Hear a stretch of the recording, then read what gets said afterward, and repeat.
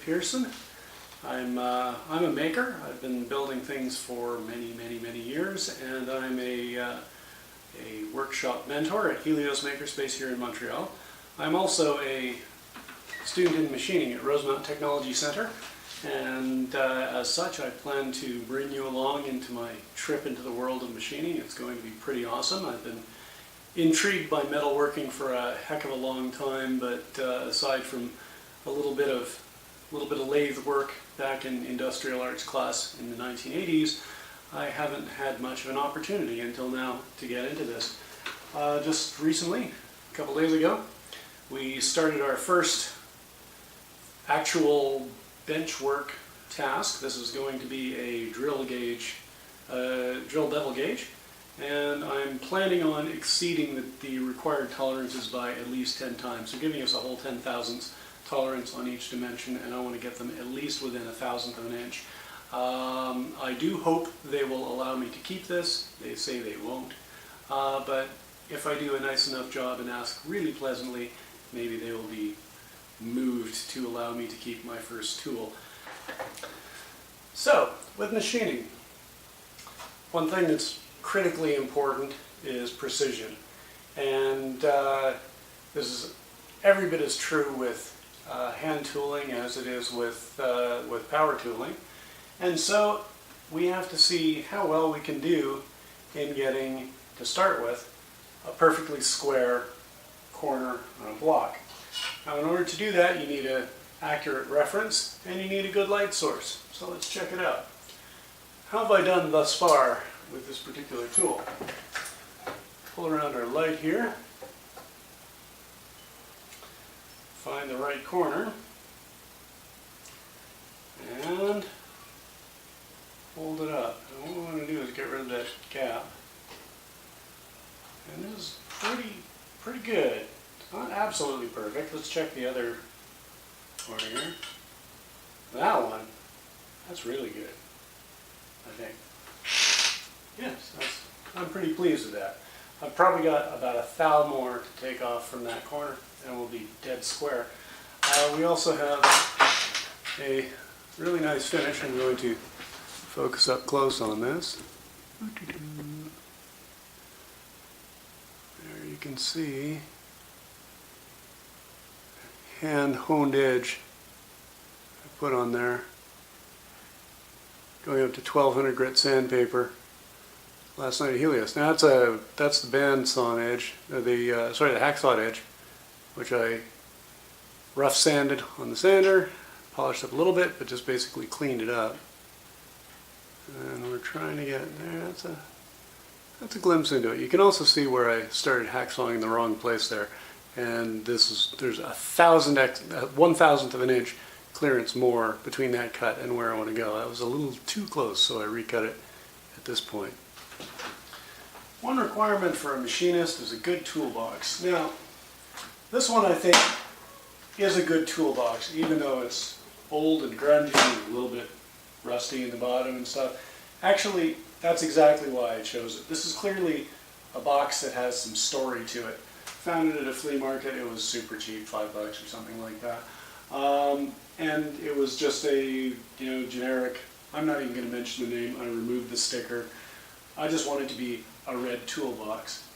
Inside, I've made some customizations to accommodate my tools.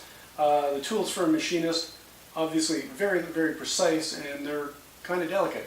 So you want to be able to take good care of them.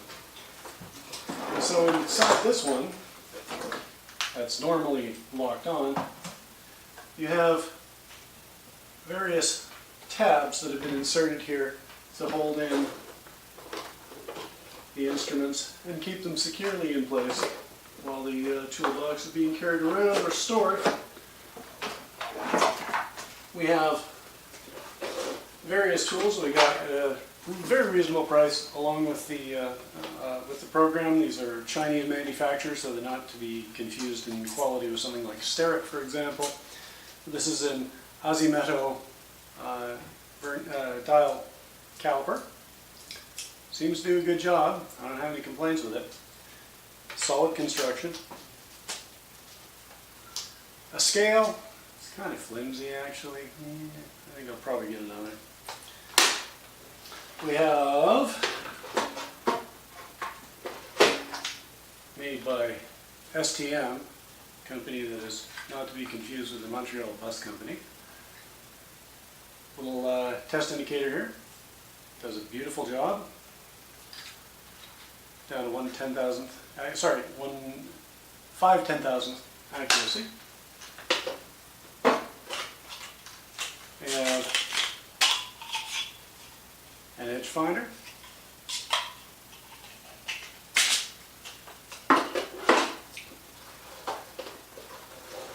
And also made by STM, a dial indicator, which I'm going to leave in its box. It's got foam in there to keep it nice and safe, and it's a bit of a production to remove it. It's a dial indicator, you've seen them before. I also have various other little tools like this Pickwick Teeny Turner screwdriver, which is just like the best name ever. And I have this flea market find 1/10,000th in precision vernier micrometer, which is a lovely find. We also got a Chinese manufacturer 1-inch vernier of the same same precision. Seems to be reasonably equal quality. It's a micrometer, fairly straightforward. I also have on loan from a friend of mine a set of Mitutoyo 0 to 1, 1 to 2, and 2 to 3 inch micrometers, which will be very, very handy in the shop. And then we've got this nifty mag base, and inside the toolbox I have inserted, along with the guides to hold in the calipers, a metal plate onto which I can lock the mag base and stop it from flopping around. With precise measurements, it helps to be able to see precisely. And so I have this beautiful 10 times geologic quality magnifying loupe, which I'll use for real detail work. There are also a few other tools which are currently in my locker at school, and so I can't show them to you now. However, with things like this little screwdriver, just having them in the bottom of the box flopping around would be less than ideal. It could damage things or just get lost. And so my partner has graciously offered to make me a tray to insert in this. She's also a student at RTC. She's taking cabinet making. So here's the bottom. It's been laminated with strips. This is all from the same block of poplar wood. And it goes in there. We have 3/8 inch strips that will be rebated onto the side, or rabbited for our American viewers, like so. And then the end pieces will be box joined on there with tongue and groove joins on the end. It's going to be just beautiful when it's done.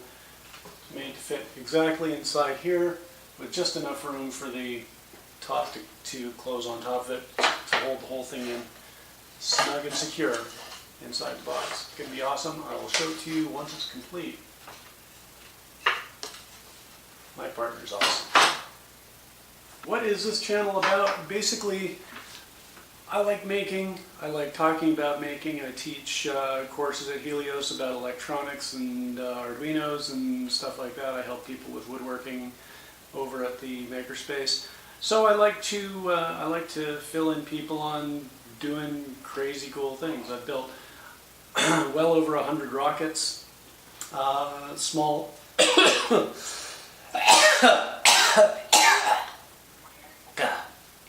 Edit that out. I'd like to take all of you along in the process of becoming a competent, at least beginner machinist, and I think that'll be really interesting to watch. Hopefully I'll be able to get the camera into the shop for a few sessions and you can see things happening on metal lathes and milling machines. We're going to be talking about electronics.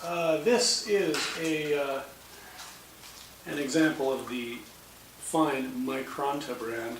It is a biofeedback monitor that belongs to a friend of mine. that abruptly stopped working, and we have to pop into it and see if we can figure out what's going on with it and get it humming again, or beeping, or whatever it does.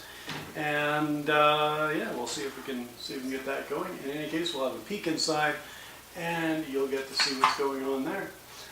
Yeah, sounds pretty good for now. We'll see what we got.